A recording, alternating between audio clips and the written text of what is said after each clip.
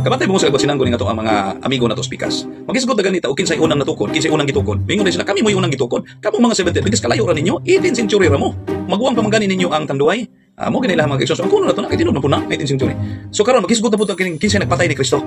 Ingon dayon na sila dayon, ang nagpatay ni Kristo, mga sabat kay mga sabadista, mga 70 Adventist mo nagpatay. Makalibog mo.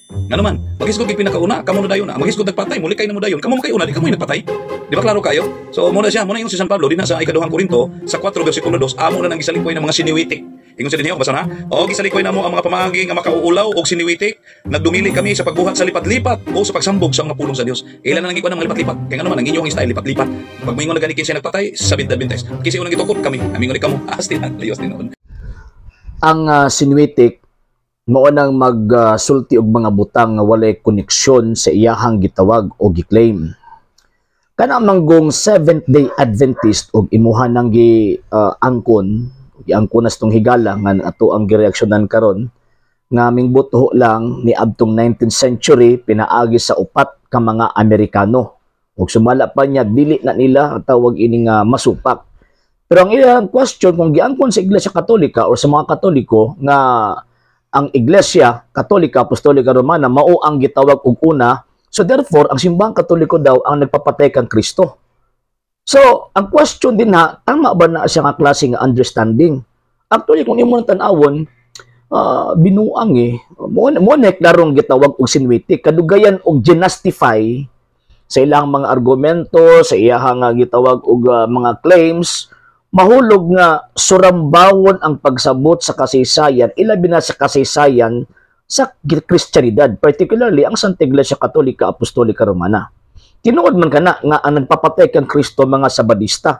Pero mao tong mga original nga mga sabadista. Kining sabadista nga mingbuto ni atong 19th century, particularly sa 1863, mga fake man nga mga sabadista. Wala kung ato ang basahon ang balaang kasulatan, ang mga Hudyo nagpapatay niya. Ang mga Hudyo nagpapatay kang Ginoong Jesucristo, nagpa-execute. Unya ang nag-execute ang Roman government. Dili ang Romano Katoliko. Dili ang Romano Katoliko may nagpapatay. Nga naman kay ang simbahang Katolika gitukod man ni Ginoong Jesucristo. So siya na nagpapatay siyang founder. Di ba? Diha pa lang daan balikwaot na kaayo paminawon ug kana bitong maghimo og mga butang og argumento nga lahi og dili maoy nalatid sa mga factual evidence.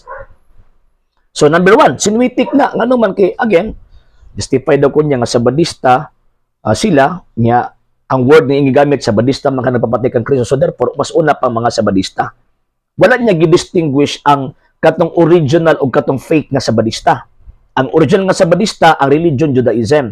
Ang fake nga sabadista, ang sekta gitawag og Seventh-day Adventist. Ang original nga mga sabadista, mga Hudyo. Kining fake nga sabadista, gipangtukod o gidumalahan og mga Amerikano. So katong nagpapatay mo itong mga original nga sabadista, kamo mga fake mo. Ikadua, si Kristo nagtukod ng iglesia. Dili iglesia Adventista o iglesia Adventista del Septumedia. Nga naman, kaya man na mailis yung mga apostol. O kaniad to, di ba? Question, ang simbahang Katolika ba? Nailahan ba sa mga apostol? Yes. Mabitaw nga ang iyahang nature, ang iyahang objective, Katolika, Apostolika in the sense nga gitukod kini ibabaw sa gitawag og mga apostol. Man ayaw libugan ng imuhang kaugalingon pot kay may tabuan na kung libugon nimo imong kaugalingon nahulog nga mamahimo ang katawan sa mga tao. So again na ato tinawa na ang nagpapatay kang Kristo mga original nga sabadista. Kamo mga fake mo nga mga sabadista. Ang nagpapatay kang Kristo Judaism.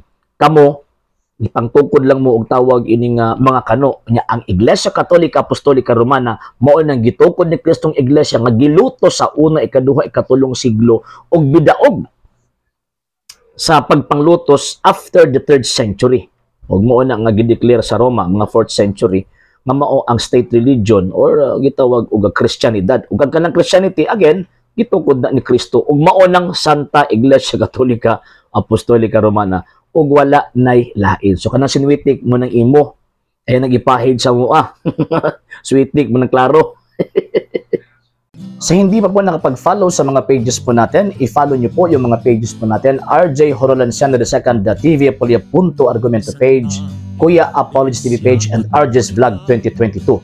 And pwede rin po kayo mag-send po dyan ng Facebook stars. And also, sa ating po mga channels, sa hindi po nakapag-subscribe, subscribe po ninyo yung mga channels natin, Dalay Catholic, Apologies International Official, RJ Sano de Second TV, Kuya Apologies TV, and Barrio Kawayan Religious Forum. And pwede rin po kayo mag-send po dyan ng super sticker, super chats, and super thanks. And maraming salamat po sa mga kapatid ko mga Katoliko na ulis pong tumutulong sa programa po natin.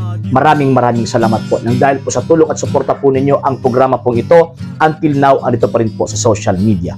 And until now din po, nangangailangan pa rin po tayo sa tulong at suporta po ninyo dahil wala po kami magagawa rito mga sir, mga ma'am, kung wala po yung tulong at suporta po ninyo. Sa gusto pong tumulong, sa gusto pong sumuporta, pwede po ninyong ipadala ang tulong at suporta po ninyo sa pamamagitan po ng ating mga account numbers dyan po sa ating pong screen.